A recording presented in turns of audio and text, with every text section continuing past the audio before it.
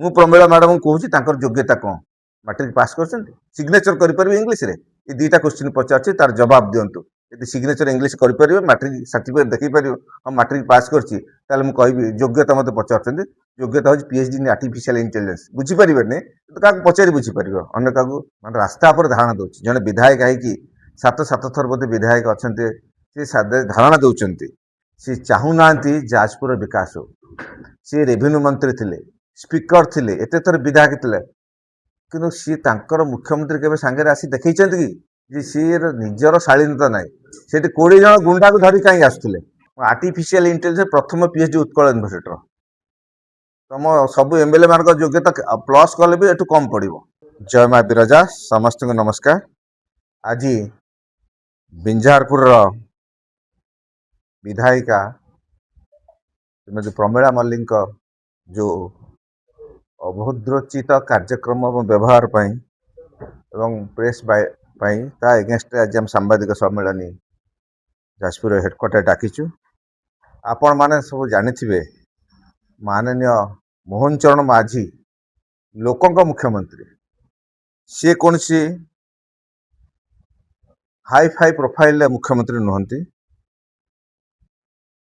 ବୈତରଣୀ ସିଷ୍ଟମରେ ବିଗତ 30 ବର୍ଷ ଭିତରେ ସବୁଠୁ ବଡ଼ ବନ୍ୟା, ଏ ବନ୍ୟା ଅଭୂତପୂର୍ବ ବନ୍ୟା, ଯେଉଁଠିକି ଆପଣଙ୍କର 21 ମିଟର ଉପରେ ବନ୍ୟା ପାଣି ଆସିଲା, ମାନେ 19ର ମାକ୍ସିମମ୍ ଥିଲା, ଯେଉଁ 21 ଆସିଲା ସବୁଠୁ ହାଏଷ୍ଟ ଫ୍ଲଡ୍। ଏବଂ ତା ସାଙ୍ଗେ ସାଙ୍ଗେ ବ୍ରାହ୍ମଣୀ ସିଷ୍ଟମରେ ମଧ୍ୟ ବ୍ରାହ୍ମଣୀ ଶାଖା ନଦୀରେ ମଧ୍ୟ ବନ୍ୟା ଆସିଗଲା। ତେଣୁ ଏଇସବୁ ମାନ୍ୟବର ମୁଖ୍ୟମନ୍ତ୍ରୀ ସେ ଲୋକଙ୍କ ସମସ୍ୟା ବୁଝିବା ପାଇଁ ବିଞ୍ଝାରପୁର ଆସିଥିଲେ, ଯାଜପୁର ଆସିଥିଲେ ଏବଂ ତାପରେ ପରେ ଭଦ୍ରକ ଗସ୍ତ କରିଥିଲେ। ସେ ବି ଚାହିଁଥିଲେ ହେଲିକପ୍ଟର ଆସିପାରିଥାନ୍ତେ, କିନ୍ତୁ ସେ ଦେଖିଲେ, ଆମକୁ କହିଲେ ଯେ ଆମେ ଲୋକଙ୍କ ସମସ୍ୟା ବୁଝିବା, ରିଅଲ ପାଣିରେ ଯାଇକି ଲୋକମାନେ କେଉଁ ଅସୁବିଧା ହେଉଛି, କ'ଣ ହେଉଛି, ସେ ବିଷୟ ବୁଝିବା ପାଇଁ ସେ ଆସିଥିଲେ। ପ୍ରୋଟୋକଲ ଠିକ୍ ମେଣ୍ଟେନ୍ କରାହେଇଛି। ଯେଉଁମାନେ ଆମ ଦଳର ସାଂସଦ, ମନ୍ତ୍ରୀ, ବିଧାୟକ ଏବଂ ଅପୋଜିସନର ବିଧାୟିକା 2 ଜଣଙ୍କୁ ମଧ୍ୟ ମାନେ ତାଙ୍କୁ ଖବର ଦିଆଯାଇଛି, ମାନେ ବିଧାୟକ ବିଧାୟିକା ମାନଙ୍କୁ 3 ଜଣଙ୍କୁ ଗୋଟେ ଖବର ଦିଆଯାଇଛି। ଏବଂ ମାନ୍ୟବର ମୁଖ୍ୟମନ୍ତ୍ରୀ ଆସିଲା ବେଳେ ତାଙ୍କ ସମୟରେ ବିଞ୍ଝାରପୁରର ବିଧାୟିକା ମଧ୍ୟ ସାଙ୍ଗେ ସାଙ୍ଗେ ଥିଲେ। ଆପଣମାନେ ଭିଡ଼ିଓ ଫୁଟେଜ ଦେଖିଥିବେ। ତାପରେ ଯେତେବେଳେ ବସିଥିଲେ ରିଭ୍ୟୁ ନେବା ପାଇଁ, ସେଇ ସମୟରେ ତାଙ୍କ ପାଖରେ ମୁଖ୍ୟମନ୍ତ୍ରୀ ପାଖରେ ବସିଥିଲେ, ଡାକେଇକି ପାଖରେ ବସିଥିଲେ ଏବଂ 2 ବିଧାୟକ ସେଠି ବସିଥିଲେ, ତାଙ୍କୁ ଚେୟାର ଟାଣିକି ଆଣି ପାଖରେ ବସିଥିଲେ, ଯଥେଷ୍ଟ ସମ୍ମାନ ଦେଇଛନ୍ତି। ବାଟରେ ଗଲାବେଳେ କହି ମଧ୍ୟ ସବୁ ତାଙ୍କର ଗ୍ରିଭାନ୍ସ କହି ଯାଇଛନ୍ତି। କିନ୍ତୁ ମୋର କହି ରଖେ, ଯେଉଁ ଅଞ୍ଚଳ ଯାଇଥିଲେ ସେ ଅଞ୍ଚଳ ଯାଜପୁର ବିଧାୟିକା ଅଞ୍ଚଳ ଏବଂ ସାଂସଦର ଅଞ୍ଚଳ ଆପଣ କହିପାରିବେ, କିନ୍ତୁ ସେଟା ବିଞ୍ଝାରପୁର ଅଞ୍ଚଳ ନୁହଁ। ବିଞ୍ଝାରପୁର ବିଧାୟକଙ୍କର ସେ ଅଞ୍ଚଳ ଯିବାର କୌଣସି ଆବଶ୍ୟକତା ନଥିଲା। ତଥାପି ସୁଦ୍ଧା କର୍ସି ପାଇଁ ସେ ସାଙ୍ଗରେ ମୁଖ୍ୟମନ୍ତ୍ରୀ ନେଇଛନ୍ତି, କାରଣ ଲୋକଙ୍କ ମୁଖ୍ୟମନ୍ତ୍ରୀ ସେ, ଏବଂ ତାଙ୍କୁ ନେଇଛନ୍ତି। ଆପଣମାନେ ଭିଡ଼ିଓରେ ଆପଣମାନେ ଦେଖିଥିବେ, ଭାଇରାଲ ହେଉଛି ସୋସିଆଲ ମିଡ଼ିଆରେ, ଯେ ଯେତେବେଳେ ମୁଁ ବି ଥିଲି, ମୁଖ୍ୟମନ୍ତ୍ରୀ ସାଙ୍ଗରେ ଥିଲି, ଯେତେବେଳେ ସିଏ ବୋଟ୍ରେ ବସିଛନ୍ତି ସେତେବେଳେ ଡାକିଛନ୍ତି ଏବଂ ରେଭିନ୍ୟୁ ମନ୍ତ୍ରୀ, ମାନ୍ୟବର ରେଭିନ୍ୟୁ ମନ୍ତ୍ରୀ ସୁରେଶ ପୂଜାରୀ ମଧ୍ୟ ପ୍ରମିଳା ବାପା ବୋଲି ଡାକିଛନ୍ତି, ପ୍ରମିଳା ବାପାକୁ ଡାକ ବୋଲି କହିଛନ୍ତି।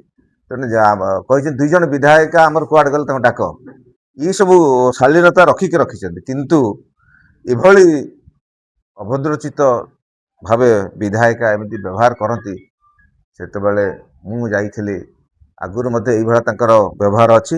ସେ ସେଠୁ ଆସି ତଳେ ଧାରଣା ଦେଉଛନ୍ତି, ମାନେ ରାସ୍ତା ଉପରେ ଧାରଣା ଦେଉଛି। ଜଣେ ବିଧାୟକ ହେଇକି ସାତ ଥର ବୋଧେ ବିଧାୟକ ଅଛନ୍ତି, ସେ ଧାରଣା ଦେଉଛନ୍ତି ସେ ଚାହୁଁନାହାନ୍ତି ଯାଜପୁରର ବିକାଶ ହଉ। ସେ ରେଭିନ୍ୟୁ ମନ୍ତ୍ରୀ ଥିଲେ, ସ୍ପିକର ଥିଲେ, ଏତେ ଥର ବିଧାୟକ ଥିଲେ, କିନ୍ତୁ ସିଏ ତାଙ୍କର ମୁଖ୍ୟମନ୍ତ୍ରୀ କେବେ ସାଙ୍ଗରେ ଆସି ଦେଖେଇଛନ୍ତି କି?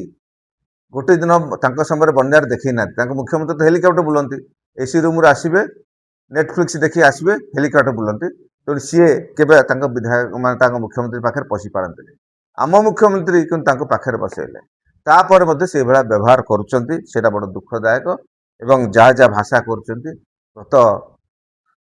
ପ୍ରଥମ ବନ୍ୟାରେ ମୁଁ ପାର୍ଲାମେଣ୍ଟକୁ ସମ୍ମାନ ଦିଅନ୍ତିନି, କହିଲେ ପାର୍ଲାମେଣ୍ଟ କ'ଣ?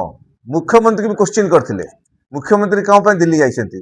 महानदी सिस्टम जो डिस्टर्बांस करथिला प्रीवियस सरकार बीजेडी सरकार ताकू सजाड़े पे मुख्यमंत्री जाइथिले दिल्ली जाइथिले पार्लियामेंट को सम्मान दो पार्लियामेंट कौन पार्लियामेंट करी पकोछ कि पार्लियामेंट रे ई सब जो भाषा से व्यवहार कर पार्लियामेंट को सम्मान नहीं माने गणतंत्र को सम्मान नहीं किछि नहीं तापरे जेतबेल मु घाई रे इमीडिएट सेटू आसिकी अधार कटसट करके माने घाई अंचल परिदर्शन करी बोट रे गली से गाँ को गली सब आसिली तापर आसिकी रिव्यू नेबी माने आगे दशरथपुर कली दशरथपुर रिव्यू नेली दशरथपुर कलेक्टर थिले अन्य माने सब थिले लाइन डिपार्टमेंट अफिसर माने तापर बिंजारपुर जायकी बिंजारपुर सब विजिट कला परे ब्लॉक ऑफिस रे मु रिव्यू नेली ब्लॉक ऑफिस रिव्यू नेला परे एसआर सिंह फोन कली फडर केमते आसीबो चूड़ा केमते आसीबो अन्य माने फोन करी ये सब जिनिस रिव्यू नेले तांकर कोन असुविधा हला मु पूरा आसुथली आ गोटे कुंभीर इश्यू थिला बरी रे सेटु आसी ता घर को जिबार थिला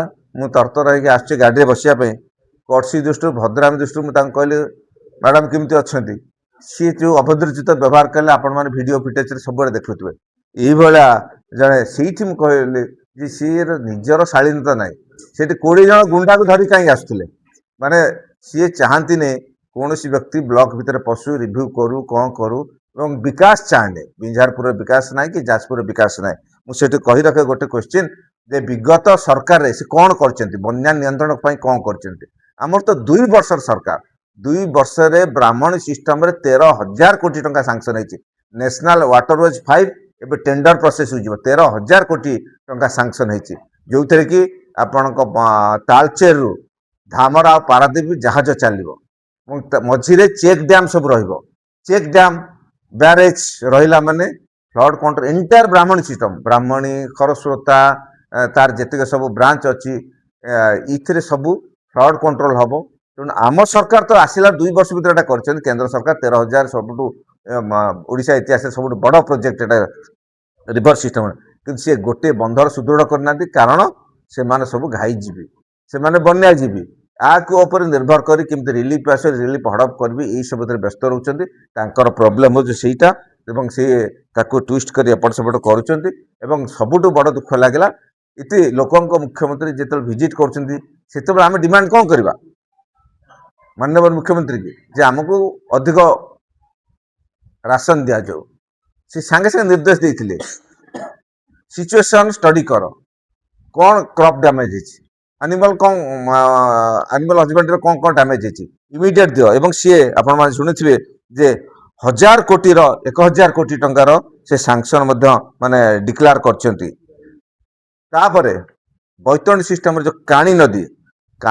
मु लिखिथिली चिठी माननीय गौतम राय महोदय मते थिले चिठी करिथिलु मुख्यमंत्री माननीय मुख्यमंत्री की से इमिडिएट काणी रे गोटे स्विच गेट करिया पई सेटा अप्रूव कर दैछंती तो काणी फ्लड कंट्रोल हम आ काणी नई जो अंका बंका अच्छी तार मतलब स्ट्रेटनिंग आगुरी सांक्शन होता लैंड एक्विजिशन प्रोसेस अच्छी तेणु आम सरकार कौन कहे बन्या नियंत्रण पर एति काम कर जो अभूतपूर्व बन्या है बैतरणी सिस्टम ब्राह्मणी सिस्टम बैतरणी छाड़ा बेल ब्राह्मणी एवं तापर पुणी गोटे सेकेंड लेयर रे बन्या आसीगला हेवी फ्लड तेणु समस्ते लगी जड़े जिते हम गोटे बन्या कौन हुए मु दिल्ली रे थी मोर प्रतिनिधि माने सब आसते आमर एमएलए कैंडिडेट मैंने आसते तल स्तर सब कर्मी समस्ते लगी जापर आमर अन्य आड़ू मंत्री आसिले आमर अन्य कन्स्टिट्यूशन एमएलए आसिले मंत्री आसिले तापर एमपी आसला उपमुख्यमंत्री आसिले आमर जिलार मंत्री आसते सबु क्षेत्र आपण मैंने देखु सी प्रमिला मलिक महोदय सब बेले अपोज कर अपोजिशन से मैंने चाहूना आर विकास हो जाजपुर किसी सल्यूशन हो कारण यह हूँ लेउटिया कियारी सबुदिन दाना पानी मरी जाऊँगी जब बन्या नियंत्रण हो तेणु से कहीपे सी जो असभ्य भाषा लिखिं मो पर चैलेंज कर निजे कौन से किम जीति ईवीएम जो कहते माने मु तो जीति किंतु से बहुत गोटे बड़ योजना करते हरैया आउर काउंटिंग नक डिक्लेयर करते सीटा आम चैलेंज कलु से पूरा काउंटिंग है डिक्लेयर 3-4 राउंड बाकी थिला जो लास्ट पार्लियामेंट इलेक्शन में से मैनिपुलेशन कर रिगिंग कर दादागिरी गुंडागिरी कर जो करुले से शासन जाजपुरवासी देइचंती एवं बिंझारपुरवासी सबक शिखई तेणु वर्तमान जो अच्छी वर्तमान सरकार ना ସେଥିପାଇଁ ସେ ବାଉଳି ଚାଉଳ ହେଉଛନ୍ତି ଯେ ଆମେ ଆଉ ମାନିପୁଲେସନ୍ କରିପାରିବୁନି, ସେ ଆଉ ଜିତି ପାରିବେନି, ସେ ଜାଣିଗଲେଣି।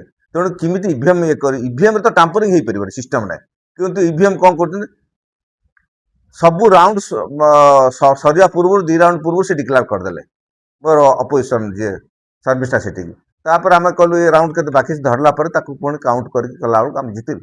ଆଉ ସେ ନିଜେ କେମିତି ଜିତିଛନ୍ତି ଆପଣ ଦେଖିଥିବେ, ଇଲେକ୍ସନ୍ ଦିନ ଇଲେକ୍ସନ୍ ସମୟରେ ଜଣେ ସାମ୍ବାଦିକ ଧରିଥିଲେ, ଯୋଉଟା ହେଉଛି ମାନେ ଗୋଲାପୀ, ଯୋଉଟା କ'ଣ କହନ୍ତି ପିଙ୍କ ବୁଥ୍, ସେଉଠୁ ଇଭିଏମ୍ ହଡ଼ପ କରୁଥିଲେ, ଚୋରି କରି ନେଇଯାଉଥିଲେ। ତାକୁ ଜଣେ ଆମର ସାମ୍ବାଦିକ ଜଣେ ଭାଇ ଆମର ବହୁତ ଦୃଢ଼ତାର ସହିତ ସାହସ ସହିତ ତାଙ୍କ ସରକାର ଅଛି ଏବଂ ସେଇ ବିଞ୍ଜାରପୁର ସାମ୍ବାଦିକ ତାଙ୍କ ଉଠେଇଲେ, ତାଙ୍କୁ ମାରାତ୍ମକ ଆକ୍ରମଣ କରିଥିଲେ, ଯେଉଁଥିପାଇଁ ତାଙ୍କ ଇଞ୍ଜୋର୍ଡ ହେଇଥିଲେ। ଆମେ ଆସିଥିଲୁ ଯାଜପୁର ମେଡିକାଲ କଲେଜରେ, ସେତେବେଳେ ବହୁତ ବଡ଼ ହେଇଲେଣି। ଇଏ ହେଉଛି ପ୍ରମିଳା ମଲ୍ଲିକଙ୍କର ମାନେ କାର୍ଯ୍ୟଧାରା। ସେ ଗୁଣ୍ଡା ଆମକୁ ଯୋଉ କହୁଛନ୍ତି ଅଭଦ୍ରଚିତ ଅଛନ୍ତି। ଆଉ ଗୋଟେ ଜିନିଷ ହେଉଛି, ସିଏ ମତେ କୋଶ୍ଚିନ୍ ପଚାରୁଛନ୍ତି ଯୋଗ୍ୟତା। ଆର୍ଟିଫିସିଆଲ ଇଣ୍ଟେଲିଜେନ୍ସ ପ୍ରଥମ ପିଏଚଡି ଉତ୍କଳ ୟୁନିଭର୍ସିଟିର। ତମ ସବୁ ଏମଏଲଏ ମାନଙ୍କ ଯୋଗ୍ୟତା ପ୍ଲସ୍ କଲେ ବି ଏଠୁ କମ୍ ପଡ଼ିବ। ଆର୍ଟିଫିସିଆଲ ଇଣ୍ଟେଲିଜେନ୍ସ ସ୍ପେଲିଂ ଆସିବନି। ମୁଁ ପ୍ରମିଳା ମ୍ୟାଡମଙ୍କୁ କହୁଛି ତାଙ୍କର ଯୋଗ୍ୟତା କ'ଣ, ମାଟ୍ରିକ ପାସ୍ କରିଛନ୍ତି, ସିଗ୍ନେଚର କରିପାରିବେ ଇଂଲିଶରେ? ଏ 2ଟା କୋଶ୍ଚିନ୍ ପଚାରୁଛି, ତାର ଜବାବ ଦିଅନ୍ତୁ। ଯଦି ସିଗ୍ନେଚର ଇଂଲିଶ କରିପାରିବେ, ମାଟ୍ରିକ ସାର୍ଟିଫିକେଟ୍ ଦେଖେଇ ପାରିବ, ହଁ ମାଟ୍ରିକ ପାସ୍ କରିଛି, ତାହେଲେ ମୁଁ କହିବି ଯୋଗ୍ୟତା ମୋତେ ପଚାରୁଛନ୍ତି। ଯୋଗ୍ୟତା ହେଉଛି ପିଏଚଡି ଇନ୍ ଆର୍ଟିଫିସିଆଲ ଇଣ୍ଟେଲିଜେନ୍ସ। ବୁଝିପାରିବେନି କିନ୍ତୁ କାହାକୁ ପଚାରି ବୁଝିପାରିବ, ଅନ୍ୟ କାହାକୁ ଆପଣ ବିଜ୍ଞ ବ୍ୟକ୍ତି ଥିବେ ତାଙ୍କୁ ପଚାରି ବୁଝିପାରିବେ ଆର୍ଟିଫିସିଆଲ ଇଣ୍ଟେଲିଜେନ୍ସଟା କ'ଣ। ତେଣୁ ଏଇସବୁ ଜିନିଷ ଯେତେବେଳେ ଆହୁରି ବହୁତ ଜିନିଷ ଅଛି କହିବା ପାଇଁ, କିନ୍ତୁ ସିଏ କେତେ ଭୋଟରେ 2800 ଭୋଟରେ ଜମା ଜିତିଛନ୍ତି ମାନୁପୁଲେସନ କରିକି। ଆପଣ ଜାଣିଥିବେ, ଆକ୍ଚୁଆଲି ଆପଣ ଯଦି ଦେଖିବେ ବବିତା ମଲ୍ଲିକ ଆମ ସେଠି ଜିତିଛନ୍ତି, ଯେ ତାକୁ ମାନୁପୁଲେସନ କରିକି କ'ଣ ଏଇଭଳିଆ ମୋତେ ଯେମିତି ଚେଷ୍ଟା କରୁଥିଲେ ହରାଇବା ପାଇଁ, ସେମିତି ହରାଇବା ପାଇଁ ଚେଷ୍ଟା କରୁଛନ୍ତି।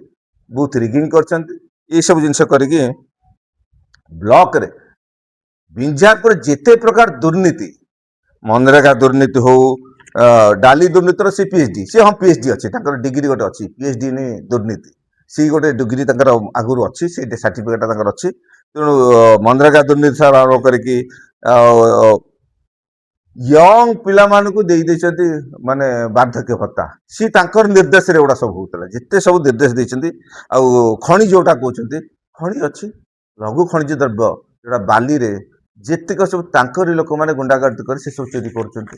ମାନେ ଏଇଟା ଆପଣ ଭେରିଫାଏ କରନ୍ତୁ ସେ କ'ଣ କରୁଛନ୍ତି। ଏବଂ ସେ ବାଲି ପାଇଁ ମଧ୍ୟ ଆଟାକ୍ ଥରେ ହେଇଥିଲା, ଆପଣ ମାନେ ନ୍ୟୁଜ କଭରେଜ ହେଇଥିଲା। ତେଣୁ ସେ କେତେ ପ୍ରକାର କରୁଛନ୍ତି। ତେଣୁ ସିଏ ଚାହୁଁନାହାନ୍ତି ଏମପି ଏଠିକି ଆସିକି ବ୍ଲକ ରିଭ୍ୟୁ କରନ୍ତି। ରିଭ୍ୟୁ କଲେ ଯେତେ ପ୍ରକାର ଦୁର୍ନୀତି ଧରା ପଡ଼ିଯିବ, ସବୁ ଗହମ କେତେବେଳେ ଗହମ ସହିତ ସଂଶ୍ଳିଷ୍ଟ ସବୁ ପ୍ରକାର ଦୁର୍ନୀତି ତାଙ୍କ ଧରା ପଡ଼ିଯିବ, ଭତ୍ତାର ଦୁର୍ନୀତି। ଏବଂ ଆହୁରି ବହୁତ ଜିନିଷ ଅଛି। ପିହୁ ଗୋଟେ କେସ୍, ଆମ ସରକାର ଆସିଲା, ଆମେ ତାକୁ ସମାଧାନ କରିବାକୁ ଚାହୁଁଛୁ। ତାଙ୍କ ପିରିୟଡ଼ରେ ଗୋଟେ ଛୋଟିଆ ଛୁଆଟା ହଜି ଯାଇଥିଲା ଏବଂ ତାଙ୍କର ମୁଁ ଯାହା ଶୁଣିଛି ପଲିଟିକାଲ ପ୍ରେସର ପକେଇ ସେ ତାକୁ ସପ୍ରେସ୍ କରିବାକୁ ଚେଷ୍ଟା କରିଥିଲେ। ଆମେ ଡକେଇକି ତାର ବ୍ୟବସ୍ଥା କରିବୁ, କେମିତି ରିଭ୍ୟୁ ହେବ। ମାନ୍ୟବର ମୁଖ୍ୟମନ୍ତ୍ରୀ ମଧ୍ୟ ଯାଇ ମାନେ କଥାବାର୍ତ୍ତା ହେଉଛି ଯେ ପିହୁ କୋଉଠି ଅଛି ତାକୁ ସେ ଖୋଜିକି ବାହାର କରିବେ ଏବଂ ତା ମୂଳରେ କିଏ ଅଛି ସେଟା ଏନକ୍ୱାରି କରାଯିବ, କ୍ରାଇମବ୍ରାଞ୍ଚ ଏନକ୍ୱାରି କରାଯିବ। ମୁଁ ଡିମାଣ୍ଡ କରୁଛି ମାନ୍ୟବର ମୁଖ୍ୟମନ୍ତ୍ରୀ ପାଖରେ ଯିବି, ପ୍ରମିଳା ମ୍ୟାଡମଙ୍କ ଯେତେ ଯେତେ ସବୁ ଅଛି ଦୁର୍ନୀତି ପର୍ଦ୍ଦାଫାଶ କରନ୍ତୁ, ପିହୁ କେସ୍ ମଧ୍ୟ ପର୍ଦ୍ଦାଫାଶ କରନ୍ତୁ। ସିଏ ଗୋଟେ ଛୋଟିଆ ନିରୀହ ଝିଅର ଜୀବନ ସହିତ ଖେଳୁଛନ୍ତି, ସେ ତାକୁ ସାହାଯ୍ୟ କରିବା ଦୂର କଥା, ତା ଏଗେନ୍ଷ୍ଟରେ ଯେଉଁ କେସ୍ ହେଉଛି ଏନକ୍ୱାରି ବି କଲେନି। ଏବଂ ମୁଁ ଦେଖୁଥିଲି ସେ ସମୟରେ ଯେଉଁ ଇନ୍ସପେକ୍ଟର ପୋଲିସ ସେ ଯେଉଁ ପ୍ରକାର ମାନୁପୁଲେଟ୍ କରିଛି, ସେ ମଧ୍ୟ ଗୋଟେ ବଡ଼ ଡେଞ୍ଜରସ୍ ଜିନିଷ ଅଛି। ଏଇସବୁ ଜିନିଷ ଦେଖିଲେ ଲୋକପ୍ରତିନିଧିର ଆଚରଣ କ'ଣ, ଉଚ୍ଚାରଣ କ'ଣ ସେ ଜାଣିବା ଉଚିତ। ରାସ୍ତାରେ ଆସିକି ବସିକି ଏଠି ମୁଖ୍ୟମନ୍ତ୍ରୀଙ୍କ ଗାଡ଼ି ତମେ ଅଟକେଇବ, ଲୋକଙ୍କ ମୁଖ୍ୟମନ୍ତ୍ରୀ ତାଙ୍କ ଗାଡ଼ି ଅଟକାଉ, ଯିଏ ତମକୁ ସସମ୍ମାନେ ଡାକୁଛନ୍ତି। ଏଇସବୁ ଜିନିଷ ଦେଖିଲେ ତେଣୁ ରାତି ପାହିଲା ମାନେ ସେ ଶୋଷଣ ଏବଂ ଏଇସବୁ ଜିନିଷ ଯେଉଁ ଦେଖିଲେ ଆପଣମାନଙ୍କ ମାଧ୍ୟମରେ ମୁଁ ଜଣାଉଛି, ସେ ଟିକେ ଲାଇନରେ ଆସନ୍ତୁ। ମାନେ ଯାଜପୁରର ବିକାଶ ତ କରିନାହାନ୍ତି, ଧ୍ୱଂସ କରିଦେଇଛନ୍ତି। ଆମେ ଯାଜପୁରର ବିକାଶ ଚାହୁଁଛୁ, ବିଞ୍ଜାରପୁରର ବିକାଶ ଚାହୁଁଛୁ। ମାନେ ବିଭିନ୍ନ ପ୍ରକାର ପ୍ରୋଜେକ୍ଟ କରୁଛୁ, ମାନେ ରତ୍ନଗିରି ଉଦୟଗିରିର ଡେଭଲପମେଣ୍ଟ ପାଇଁ 100 କୋଟି ଟଙ୍କା ସାଂକ୍ସନ ହେଇଛି। ତାକୁ ୱାର୍ଲଡ ହେରିଟେଜରେ ଟେଣ୍ଟାଟିଭ ଲିଷ୍ଟରେ ସ୍ଥାନ ପାଇଛି। ତାକୁ ମଧ୍ୟ 100 କୋଟି ଟଙ୍କା ତାର ମ୍ୟୁଜିୟମ ହେବ ପେରିଫେରି ଡେଭଲପମେଣ୍ଟ ପାଇଁ। Jajpur road Dhamra rail line କ'ଣ କରିଛନ୍ତି କହୁଛନ୍ତି, ଯାଜପୁର ରୋଡ ଧାମରା ଇତିହାସରେ 80 ବର୍ଷ ଆସି ହେଲାଣି ଯାଜପୁର ରୋଡକୁ କନେକ୍ସନ ନଥିଲା। ଯାଜପୁର ରୋଡ ଧାମରାଟା କୋଉ ବାଟେ ଯିବ ଆପଣମାନେ କହିପାରିବେ? ଯାଜପୁର ରୋଡ ଧାମରା ଗଲେ ସେ ବିଞ୍ଝାରପୁର କନଷ୍ଟିଚୁଏନ୍ସି ବି ମଧ୍ୟ ଯିବ, ସେମାନେ ବି ବେନିଫିଟ୍ ପାଇବେ। ସେଥିରେ ମାଲ ପରିବହନ ହବ, ସେଥିରେ ପ୍ୟାସେଞ୍ଜର ହବ, ସବୁ ପ୍ରକାର ସୁବିଧା ସେଟା ଲାଷ୍ଟ ଷ୍ଟେଜରେ ଅଛି, ମାନେ ସାଙ୍ଗସନ୍ ହେବା ପାଇଁ, ମାନେ ଫାଇନାଲ ଷ୍ଟେଜରେ ଅଛି। ତେଣୁ ସେଇଟା ହେଲେ 2 ବର୍ଷ ଭିତରେ ଆଉ କେତେ କାମ କରିବ, ମାନେ ସେଇଟା ଅଛି। ଆଉ ଯେତେ ସବୁ ବ୍ରିଟିଶ ଅମଳର ଡ୍ରେନ୍ ଅଛି, ଦପା ନାଳ, ଦୁଧେଇ ନାଳ, ମାନେ ନଦୀ କନେକ୍ଟିଭିଟି, ବ୍ରାହ୍ମଣୀ, ବୈତରଣୀ, ଖରସ୍ରୋତା, ତାକୁ କନେକ୍ଟ କରିବା ପାଇଁ ସିଏ ମଧ୍ୟ ସାଙ୍ଗସନ୍ ହେଇଛି ଏବଂ ସେଇଟା କାମ ଆରମ୍ଭ କିଛି କିଛି ହେଲାଣି। ତେଣୁ ସେଇଟା ମଧ୍ୟ ହବ। ତେଣୁ ଫ୍ଲଡ କଣ୍ଟ୍ରୋଲ, ଇରିଗେସନ ଠାରୁ ଆରମ୍ଭ କରି ଅନ୍ୟାନ୍ୟ ନଦୀ ବନ୍ଦର ସୁଦୃଢ଼ୀକରଣ ଏବଂ ଅନ୍ୟ ଯେତେ ସବୁ ଅଛି କଲଚର ହେରିଟେଜ ପଏଣ୍ଟ, ଯାଜପୁର ବିକାଶ ପାଇଁ ଆମ ସରକାର ବଦ୍ଧପରିକର। ଆମେ ଆସିକି ଏତିକି କାମ କରିଛୁ। ଆଉ ସିଏ ନିଜର ଶାଳୀନତା, ଅଶାଳୀନ ବ୍ୟବହାର ପାଇଁ ସେ ତ ଭାରତ ପ୍ରସିଦ୍ଧ, ଓଡ଼ିଶା ଖାଲି ନୁହଁ। ତେଣୁ ସିଏ ପ୍ରଥମେ ନିଜକୁ ସଜାଡ଼ନ୍ତୁ, କଥାର ଶିଖନ୍ତୁ, ଆଉ ଶିକ୍ଷାଗତ ଯୋଗ୍ୟତା କ'ଣ ଟିକେ ଲେଖନ୍ତୁ। ବୁଝି ତ ପାରିବେନି, ଆଗକୁ ପଚାରି ବୁଝନ୍ତୁ ଶିକ୍ଷାଗତ ଯୋଗ୍ୟତା କ'ଣ, କ୍ୱାଲିଫିକେସନଟା ଗୋଟେ ଥାଏ, ଆଉ ତାର ଶାଳୀନତା ସେ ସେତିକି ରଖିବେ ବୋଲି ମୁଁ ଆଶା କରୁଛି। ଧନ୍ୟବାଦ।